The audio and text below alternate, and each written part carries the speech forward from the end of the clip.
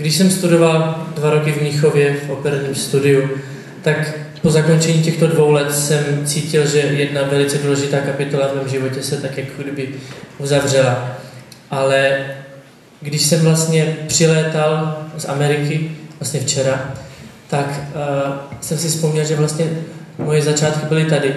A byly to daleko delší než 2 roky, bylo to 13 let, s Danou jsme to spočítali. A nevím, jestli si to celý politický Big Band i vy všichni, ale hlavně pan Šíma uvědomuje, ale opravdu to bylo pro mě velice určující, i když jsem se potom dal na trošičku jinou dráhu hudby. Je to pořád hudba, která je tím jediným univerzálním jazykem, který mluví přímo do našich srdcí. A to jsem se ani neřekl, že se teď budu trošičku dojímat. Nicméně já bych chtěl za touto svojí etapou taky udělat tečku a to v podobě samozřejmě zpěvu.